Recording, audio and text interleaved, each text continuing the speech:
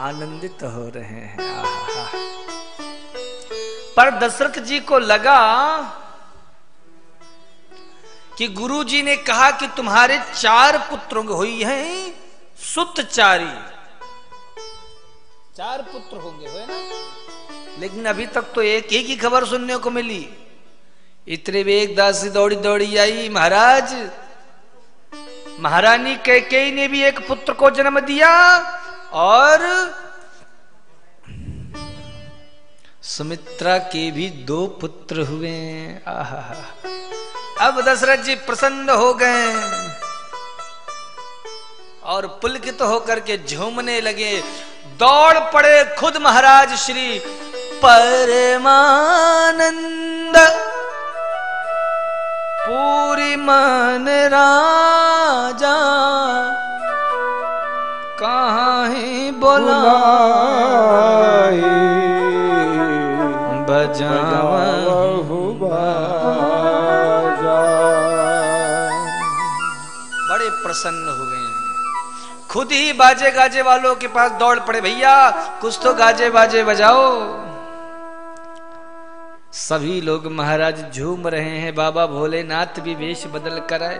शंकर जी बोले, देवी उस जन्मोत्सव में मैं भी गया था, ऐसा लग रहा था जैसे अयोध्या की गलियों में महाराज स्वयं लक्ष्मी जी क्रीड़ा कर रही हो, नृत्य कर रही हो। ऐसे अवध की गलियों का आनंद था। महाराज ने अपने सारे खजाने खोल दिए। आस पास के अंचल से लोग आ रहे हैं, भैया आज लाला का जन्म हुआ है तो आज हमारे रघुवर लला के जन्मोत्सव की बधाई हम भी लेंगे। महाराज सारे द्वार खुले हैं, सारे खजाने खुले हैं। कोई आता है चांदी की थारी, चांदी के लोटा, चांदी के गिलास, चांदी के चम्मच लेकर। पड़ोसी कोई मिला, देख मैं आज राम के जन्मोत्सव की बधाई लेके जा रहा हूं। दशरथ के घर में बरसों बाद पुत्र हुआ, 4थे पन में। दूसरा बोला, तो चांदी के बर्तन लेके खुश है, मुको देख मैं तो यहां सोने के आभूषण लेकर के आया हुआ हूं। सोने की थाली, सोने को गिलास, सोने को चमचा, सोने को कटोरा। अरे भैया सोने का बर्तन कहां पे मिले?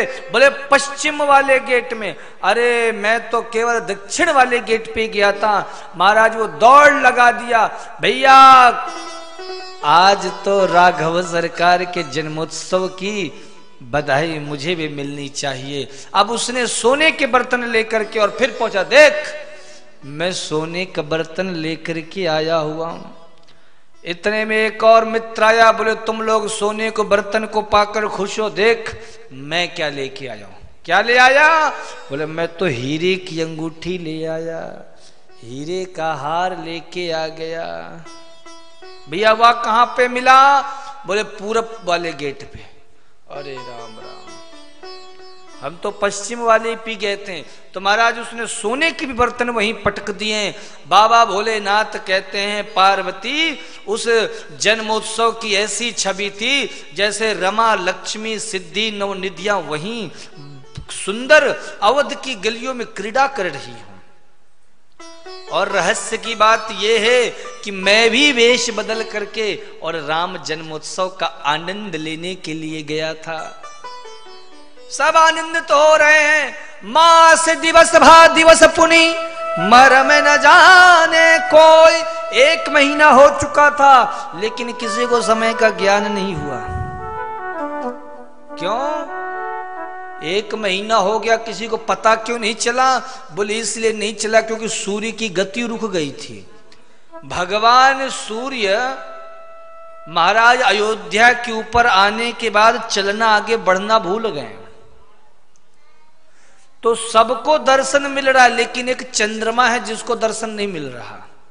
भगवान ने देखा सब हमारे जन्मोत्सव में खुश है कि ये चंद्रमा का क्यों मुंह लटका है। पूछा भाई चंद्रमा तुम क्यों उदास हो? बोले प्रभु आप तो जले पे नमक छिड़कते हो। कैसे?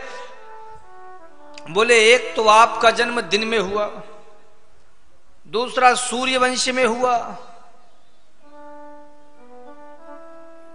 तो मेरा कहां क्या नंबर लगा?